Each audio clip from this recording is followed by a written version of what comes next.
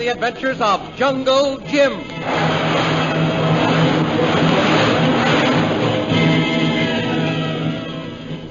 Last week, after his fleeing caravan was bombed by the air forces under Captain Carstairs, Bhutan's men deserted, leaving him alone with his prisoner, Jungle Jim Bradley. However, Bhutan continued into the jungle, marching Jim before him at the point of a gun, determined to reach the Chinese border. A short time later, Bhutan and Jungle Jim were sighted from the air by the searching planes, and Captain Carstairs dropped a note to the wily prince, demanding his immediate surrender and telling him that he was completely surrounded. After reading the note, Bhutan, angered in the realization that he was ruined, raised his gun to shoot Jungle Jim, but before he could pull the trigger, a shot rang through the jungle and Prince Bhutan staggered forward. The thrilling adventures of Jungle Jim are pictured each Sunday in the Comic Weekly, the world's greatest pictorial supplement of humor and adventure. The Comic Weekly, each page printed in full color, is distributed everywhere as an integral part of your Hearst Sunday newspaper.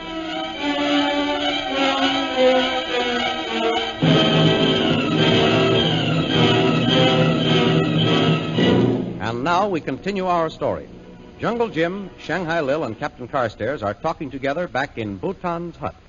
Is Bhutan badly wounded, Captain Carstairs? I'm afraid he is, Mr. Reel. Of course, he will receive the best treatment available. Dr. Hawkins and I have already done the best we could. Are you sending him to Mandalay or Calcutta, Captain? Mandalay. Lieutenant Rogers took off with him a quarter of an hour ago. Well, he richly deserved what he got, but I hope he pulls through. So do I, Lil. Now, suppose we have a look at this rough map you've drawn of the camp, Bradley. The emeralds which you say are cached somewhere near here would be valuable evidence if we could locate them. Jim, tell me again. Just exactly what were Bhutan's words about the emeralds? Well, he was barely conscious when he talked about them, Lil. He said they are where you were, in the cave under, and that's all. Where you were, in the cave, under. Uh-huh. Jim, are you sure that Bhutan didn't know about the second cave where you were hiding out? Oh, I'm sure that he didn't, Lil. If he had known about that one, he would certainly have had his men search there. Well, it seems as if a cave would be the most natural hiding place. I've got it. Bhutan knew that when I first came here, I hid for several days in the old emerald mine. There must be a cave under the mine. That may be it, Jim. You say that Bhutan knew that you hid in the old mine. That's right, Captain. Very well. We'll have a search made. Orderly. Yes, Captain Carstairs? Present my compliments to Lieutenant Holbrook and ask him to report here to me immediately. Right, sir.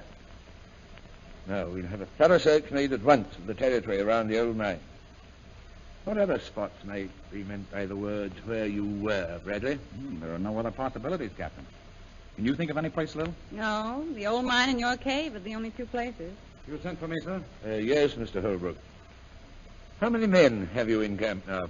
There's an entire company here now, sir. I believe we've captured more than half of Bhutan's men. The others have headed south toward Dumba Park. They'll be stopped by Lieutenant Boggs. Good. Come here. Take a look at this map.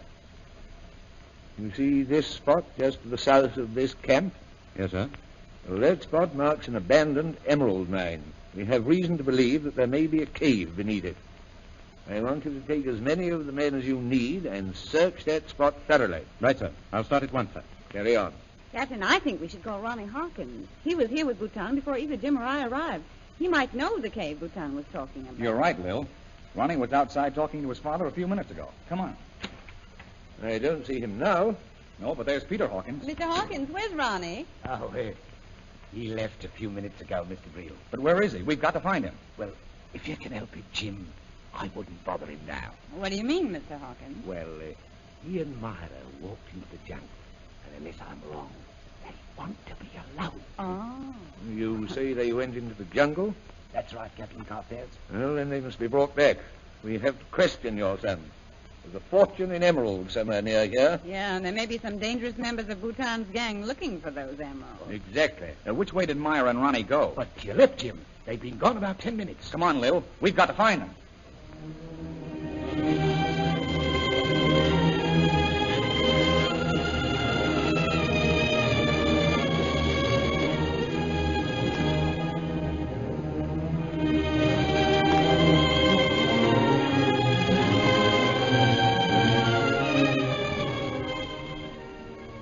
While this scene has been going on in the camp, Ronnie Hawkins and Myra Trent have been walking through the jungle.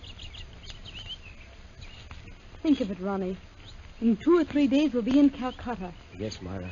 Oh, will it be good to be back in civilization again. And then England. England? Myra, I don't think you can realize what it will mean to me to get back home. I can't remember having been there since I left to go to the war over 20 years ago. You'll sail for England immediately? Yes. Father and I were talking about it last night. I'm going to set up offices in the West End of London and go into private practice. Yes. Father says he knows... Why, Myra, what's the matter? There are tears in your eyes. It's nothing. I was just thinking how good it would seem for me to get home to America, too. To America? Yes. Whatever made you think you were going there? Well, it's home, Ronnie, and I can't stay in India. At least I don't want to. Myra, look at me. Yes, Ronnie? Did you think that I was going to let you go? But, Ronnie... Myra, you're going to England with me as my wife. That is, if you'll have me. Myra, you will marry me, won't you? What are you crying about, darling? Oh, because I've wanted you to say that, and I'm so happy, Ronnie. Darling. There. I won't cry anymore. And you will marry me. You love me, don't you, Myra? Oh, Ronnie, darling, I've loved you since the first day I saw you. You didn't even know me then, Ronnie. I was in a hospital, and I was your nurse. Oh, Ronnie. Oh, darling. Ronnie, there's someone coming. Yes, I hear them, Myra. It must be Jim or Lil. Let's call to Wait, them. Myra. Don't call out. It might be one of Bhutan's men. They haven't captured all of them yet. It is, Ronnie. There he is. Look. Over there. You're right. It's Gunnar. What's he doing here? That's what we've got to find out, Myra. Instead of running away, he's making his way toward the camp. I suppose he's looking for something. Looking for something. That's it. He's looking for Bhutan's emeralds. They're hidden somewhere near the camp. Come on, Myra. Stay at my side and don't make any noise. What are you going to do? Follow him. We're going to let Gunnar lead us to Bhutan's emeralds. Come on.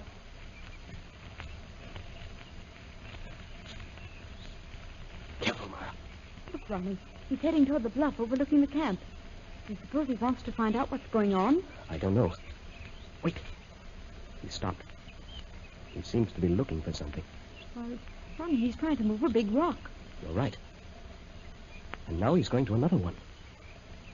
Look, he's pushing on that one, too. Myra, I've got it. Bhutan's emeralds must be hidden under one of these big rocks. That's it. That must be it, Ronnie. He's trying another one now. The camp's just around the end of this bluff. I want you to go and get Jungle Jim and Shanghai Lil while I stay here. Oh, but Ronnie, you're not armed. That's just it. Gunnar is. And we can't let him get away. Get Jim and Lil and tell them to hurry.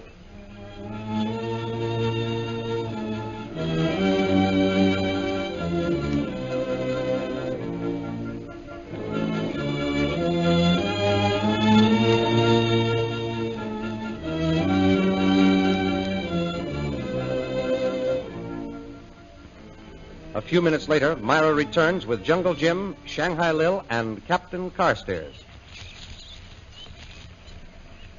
Is this the spot where you left Ronnie, Myra? I think so. Yes, there are the rocks that Gunnar was near. There's no one in sight now. Ronnie must have followed Gunnar further. They can't be far. If we spread out, we'll find them. Bradley, you and Miss DeVree will go over toward the rocks. Mr. Hawkins and Miss Trent can stay here and watch. I'll circle round behind. Well, what do you want us to do if we see them? Well, your arm hasn't healed enough yet for you to get into a fight, Peter. We'll all try and keep you in sight. So if you and Myra see anything, you can signal us. It's a very good plan. Is everybody armed? Yes, Captain.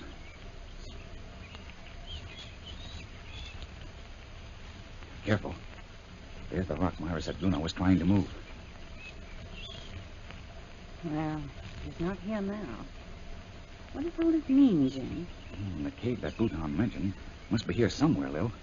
Don't you see, Bhutan said they are where you were, in the cave under. And we were on this bluff. And Bhutan had 2 machine gunners on top of the bluff. Exactly, Lil. Those men served a double purpose. From their position, they overlooked the camp, and they also stood guard over the treasure. Jim, there's another large rock. You're right. Wait a minute. Let's listen. There's someone around on the other side of that rock. Come on, Lil. Yes, there's someone there, all right. See his shadow in the sunlight? Wait. Can you see? Come on, Lil. It's all right. It's Ronnie. Oh, Ronnie! Jim, get down. Don't let him see you. is it Gunnar? That's right. He's right over there, between that big rock and the bushes. Where? I don't see him. Neither do I. Wait a minute. Why, he's gone. He was standing right there a minute ago trying to move that rock. Come on. We're going to get over there and find out where he's going. Here, Ronnie. Take this pistol and be ready.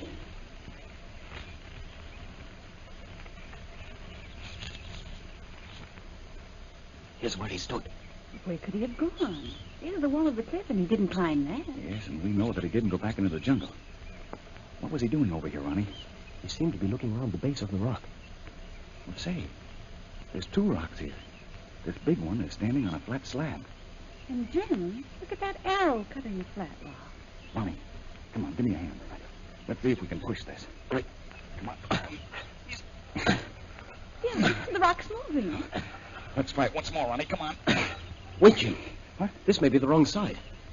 The rock's not moving the way that arrow points. He's right, Jim. Try it from here. All right. Like this. All right. Come on, Ronnie. There it goes. Look. There's a cave here.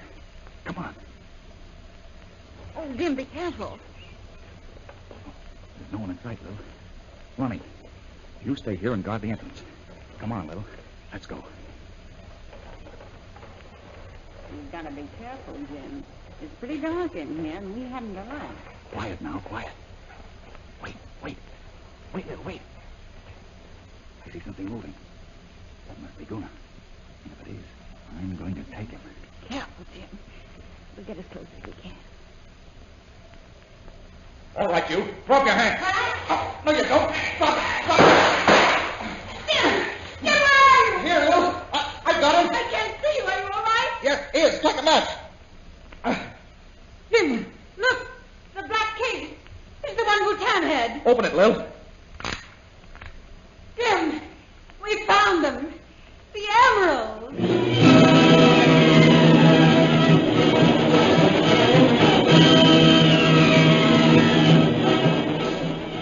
Lil and Jim have found Bhutan's catch of emeralds valued at $500,000. But what of Gunha? Did he escape, and will he cause them more trouble? The adventures you have just heard dramatized will appear in full-color action pictures in next Sunday's Comic Weekly, the big Comic Weekly distributed with your Hearst Sunday newspaper everywhere. In the world's greatest pictorial supplement of humor and adventure, you'll find all the famous characters who live in the world of color pictures. There's Skippy, the Katzenjammer Kids, Jiggs and Maggie, the page entitled Gags and Gals, Barney Google, Toots and Casper, The Little King, and Flash Gordon. See all these famous characters in your copy of next Sunday's Comic Weekly.